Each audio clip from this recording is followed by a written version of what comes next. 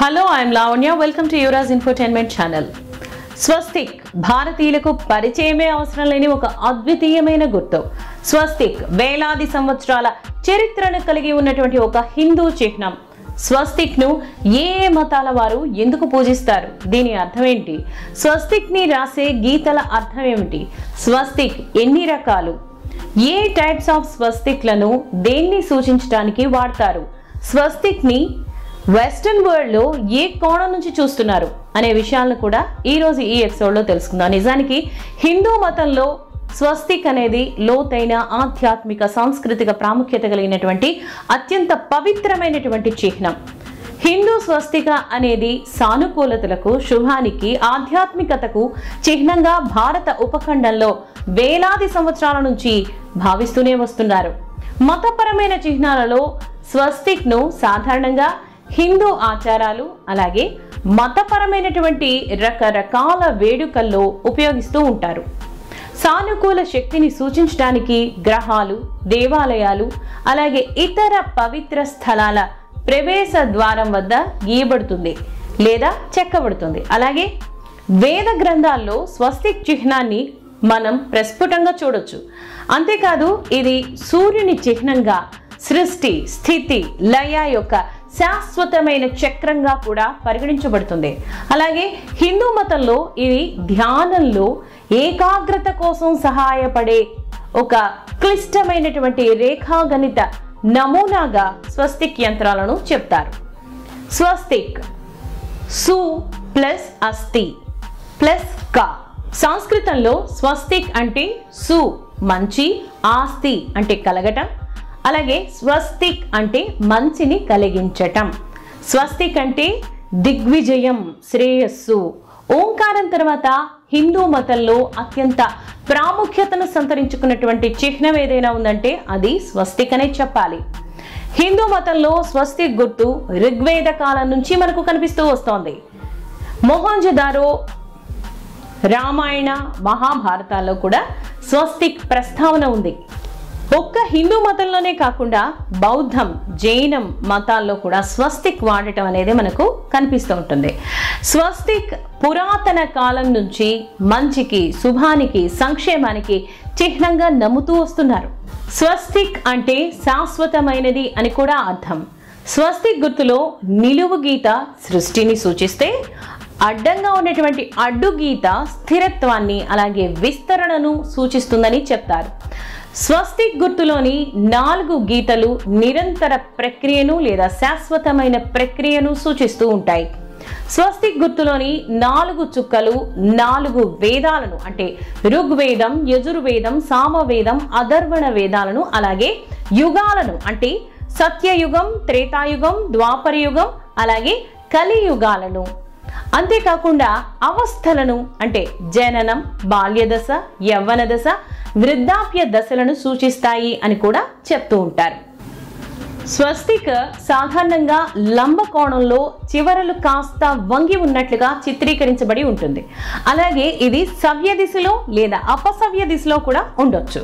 హిందూ మతంలో ఇది సాధారణంగా మత గ్రంథాల ప్రారంభ పేజీల పైన, తలుపులు, గృహాలపైన అలాగే దేవాలయాల ప్రవేశాల మార్గంలోనూ దీన్ని ఎక్కువగా చెక్కబడి ఉంటుంది లేదా గీయబడి ఉన్నట్టుగా మనం గమనించవచ్చు. ఈ స్వస్తిక్ ని ఆశీర్వాదానికి అలాగే అదృష్టానికి చిహ్నంగా గుర్తించటానికి కూడా ఉపయోగిస్తారు. ఇది భారతీయ కళలో ప్రాముఖ్యమైనటువంటి ప్రత్యేకమైనటువంటి స్థానాన్ని పొందింది.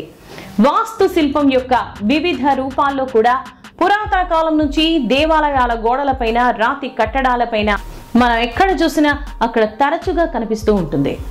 స్వస్తిక్ లో 2 రకాలు ఉన్నాయి.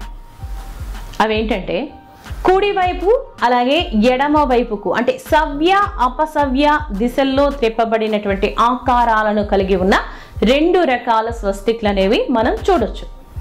స్వస్తిక్ 2 పంక్తుల్లో తయారు చేయబడింది.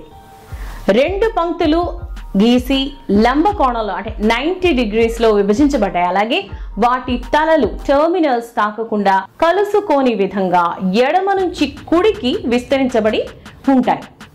కుడి స్వస్తిక నరుని అంటే పురుషుని యొక్క చిహ్నంగాను, ఎడమ స్వస్తిక నారి యొక్క అంటే ఒక స్త్రీ యొక్క చిహ్నంగా గాను చెప్తూ ఉంటారు.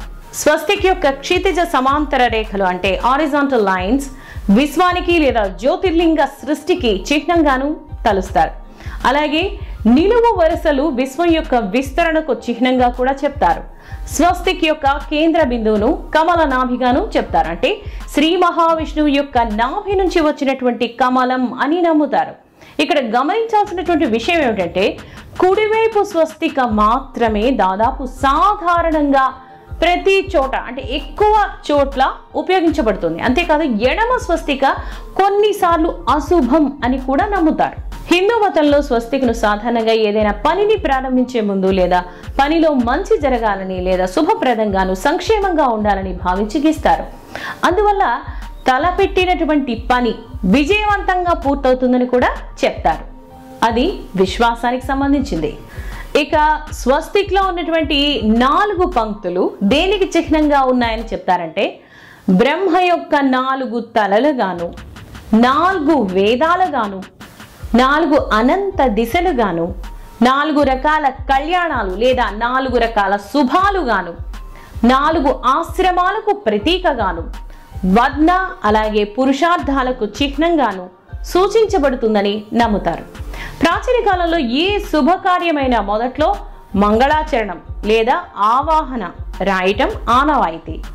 అయితే అందరికీ మంగళాచరణ అనేది రాయటం అంత తేలిక కాదు. కాబట్టి ఋషులు స్వస్తిక్ సింబల్ని అంటే స్వస్తిక్ చిహ్నాన్ని లేదా దాని యొక్క భావన లేదా పరికల్పనని అందించారు. తద్వారా ప్రతి పని ఆనందంతో వర్ధిల్లుతుందని చెప్పబడింది.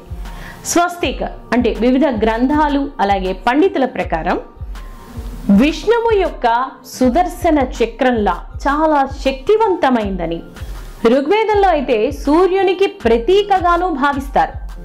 సృష్టి చక్రంగాను, మొత్తం బ్రహ్మాండానికి అంటే ఈ అనంత విశ్వానికి సింబల్గాను భావిస్తారు. ఏదైనా మంచి పనిని ప్రారంభించే సమయంలో గణేశుడి పూజలోను ఈ స్వస్తిక్ని డ్రా చేస్తారు, పూజిస్తారు. గణపతి మంత్రం యొక్క బీజాక్షరం అలాగే స్వరూపం స్వస్తిక చిహ్నంలానే కనిపిస్తుందని కూడా చెప్తూ ఉంటారు. అంతేకాదు జ్యోతిష్ శాస్త్రం అలాగే వాస్తు శాస్త్రాల్లో కూడా స్వస్తిక్ చాలా ప్రాముఖ్యత ఉంది. స్వస్తిక్తో కొన్ని ధార్మిక నమ్మకాలు కూడా ముడిపడి ఉన్నాయి. స్వస్తిక్ గీయబడినటువంటి ప్రదేశంలో అక్కడి వాతావరణం నుంచి ప్రతికూలమైనటువంటి శక్తిని తొలగిస్తుందని ప్రగాఢంగా నమ్ముతారు. స్వస్తిక్ అనేక పూజలలో కొన్ని ఆచారాల్లో చాలా చాలా ఇంపార్టెంట్ అని చెప్తారు. నెగిటివిటీని అంతటినీ కూడా మాయం చేస్తుందని విశ్వసిస్తారు. స్వస్తిక్ లక్ష్మీదేవి యొక్క చిహ్నంగాను అలాగే నలుదిక్కుల దేవతలను స్తుతించడానికి సప్తర్షి నుండి ఆశీర్వాదాన్ని పొందడానికి ఉపయోగపడుతుందని నమ్ముతారు. అంతేకాదు అపవిత్ర ప్రదేశాల్లో స్వస్తిక్ వాడకాన్ని నివారించాలని కూడా చెప్తారు. స్వస్తిక్ శత్రువులను తొలగిస్తుంది, అలాగే ప్రమాదకరమైనటువంటి పరిస్థితుల నుంచి రక్షిస్తుంది, సానుకూల శక్తిని శుభాన్ని ఆనందాన్ని పెంచుతుందని విశ్వాసం.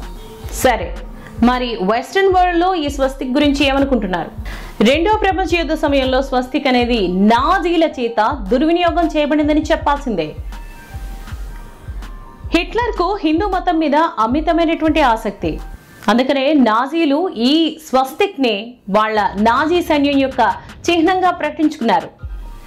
ప్రపంచంలోని అనేక ప్రాంతాల్లో రెండవ ప్రపంచ యుద్ధంలో చేసినటువంటి దురాగతాల కారణంగా ఇది ఇప్పుడు ద్వేష భావనతోనూ వివక్షతోనూ బలంగా ముడిపడి ఉందని గమనించడం చాలా ముఖ్యం. భారతదేశం అలాగే హిందూ మతం ఆచరణలో ఉన్నటువంటి అన్ని ఇతర దేశాల్లోనూ సాంస్కృతిక పరమైన మతపరమైన ప్రాముఖ్యతను కలిగి ఉన్నటువంటి ఈ ఇతర దేశాలలో స్వస్తిక్ శ్రేయస్సు యొక్క చిహ్నంగా ఉపయోగించబడుతోంది. కానీ పాశ్చాత్య దేశాల్లో రెండవ ప్రపంచ యుద్ధ సమయంలో జర్మనీలోని నాజీ పార్టీతో దాని అనుబంధం ఉన్నటువంటి కారణంగా స్వస్తిక్ చిహ్నం చాలా డిఫరెంట్ టైప్ ఆఫ్ రిపల్సివ్నెస్ ని పొందింది. ప్రజలు దీన్ని చూసే దృక్కోణం కూడా చాలా చాలా ప్రతికూలంగా ఉందని చెప్పాల్సి వస్తోంది. నాజీలు స్వస్తిక్ గుర్తును తమ చిహ్నంగా స్వీకరించారు.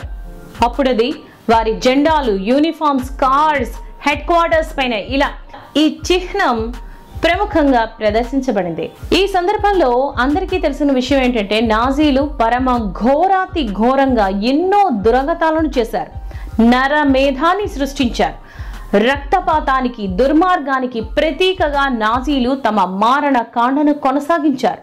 అందుకని స్వస్తిక్ గుర్తును చూస్తేనే చాలా మంది ప్రజలు చాలా చెడ్డ భావనతో చూస్తూ ఉంటారు.